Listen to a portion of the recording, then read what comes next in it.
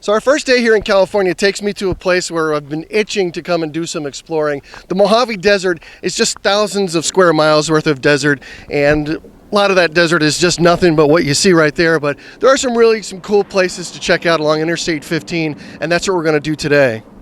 So we didn't get very far in our little drive across the desert here. We're in Barstow, California, which is about a third of the way if you were to drive from LA to Las Vegas. And we had to make a stop. No trip would be complete without a stop at In-N-Out Burger. In-N-Out Burger is a Southern California classic.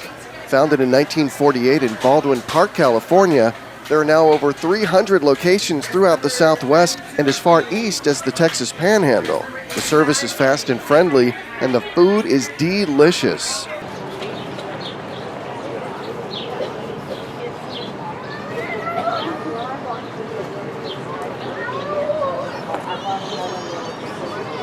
Barstow's kind of an oasis in the middle of the desert. There's really not a lot out here when you drive between LA and Las Vegas. It's kind of like you're driving on the moon for much of it.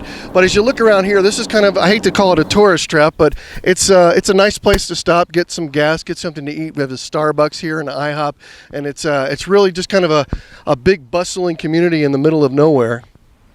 As you travel across the Mojave, there are a lot of these kind of off the beaten path kind of places. One of my favorite places to stop is the Calico ghost town, which is an authentic old ghost town, I guess from the 1800s, from the gold rush days, and it was long abandoned. And back earlier in the 1980s, I believe, the Walter Knott family that owns Knott's Berry Farm, they took this place on and they restored it. And it's really kind of a neat place along Interstate 15 here, just north of Barstow. So we're going to go up and take a little look and see what's going on there today.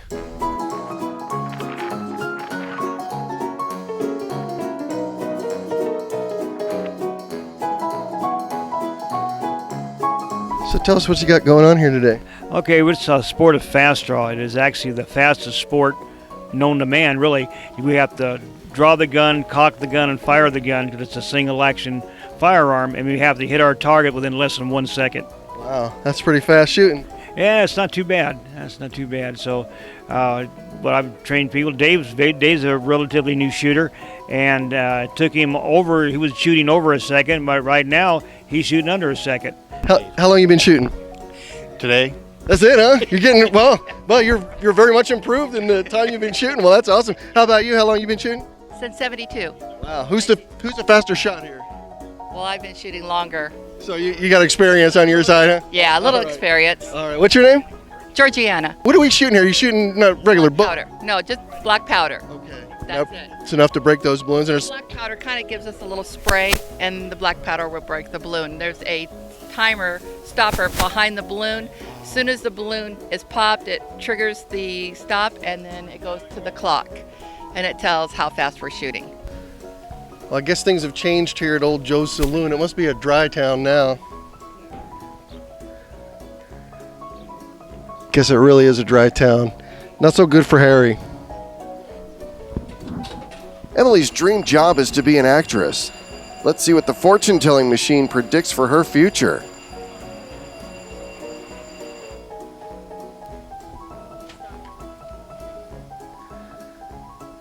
Was there any doubt? Nope. So I'm standing here at the mystery spot, and the mystery is, why does a person appear taller at one end of this level platform here than they do at the other? And we've done it a couple of times before we shoot the video, and we're not sure really which end a person would appear taller. So here I am standing at one end. All right. Now I'm going to go to the other end.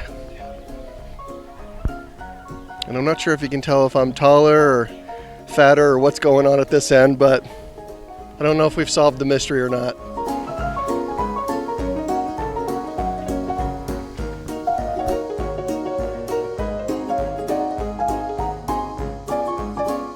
So you having fun today at Calico Ghost Town? I'm having a great time today. Are you from California? I'm from Palm Desert. Oh, okay. So not too far away. How long does it take you to get out here?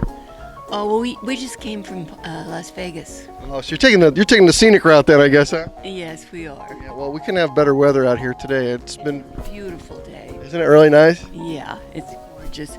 They've changed things a lot. Really? How so? They've really tidied things up, and it's really slick looking. Yeah, this is a nice place. It's a nice little off the beaten path adventure, isn't it? It is. It really is. And this is the first time my sister's been here. Yeah, are you enjoying it? Very Awesome. Well, Reminds me of Knott's Berry Farm, the way it used to be.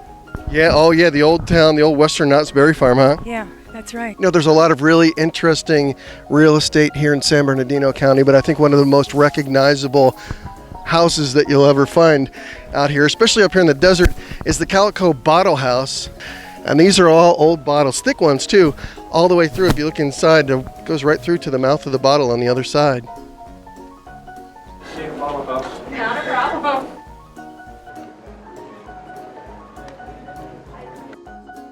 Although the Calico mine serves as a tourist destination today, it was once a bustling silver mining operation.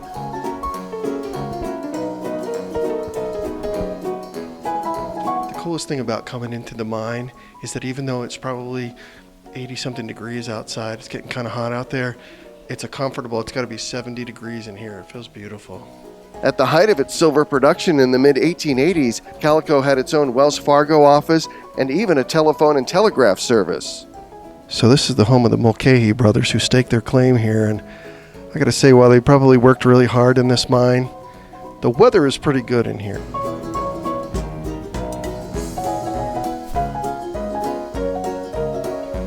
You know, as I sit here on the steps of the old original Calico schoolhouse, I can't help but think of those days where we have those 2-hour school delays for fog and sometimes for snow. I don't think they get very much fog up here. Maybe a little snow once in a while. We're at a high enough elevation where there's probably some snow every now and again, but I don't think there was any 2-hour delay for the students to show up at school here.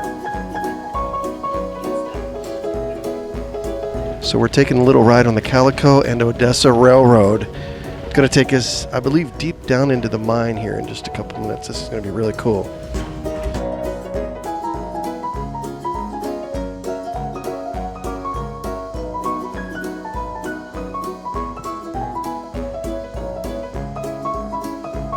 Please remain seated until the train comes to a complete stop, and be sure to climb aboard on your next visit to Calico Ghost Town.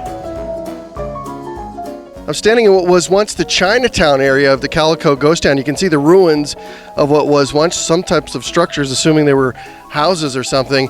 Now on the other side of town, can't see it from here, but you saw along the train ride, East Calico, that was where there were at one time about 80 homes. The men who worked in the mines didn't want their wives and children around the rough part of town. There were a lot of saloons and there was just a lot of bad stuff going on in town, so they moved everybody over to the other side. So if you're coming up to the high desert to check out the Calico Ghost Town, it's very easy to find. As you can tell, that right there is Calico Mountain, and it can be seen for miles from Interstate 15 and from Interstate 40. Now, if you're coming up, just take the Calico Road exit off of I-15 and come on up to Calico Ghost Town. You can find more information. Just Google Calico Ghost Town. Hey! Why'd you watch where you're going? That's right, Ben.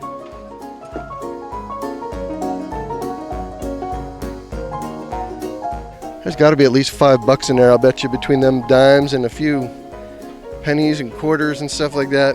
That's enough for lunch, I bet.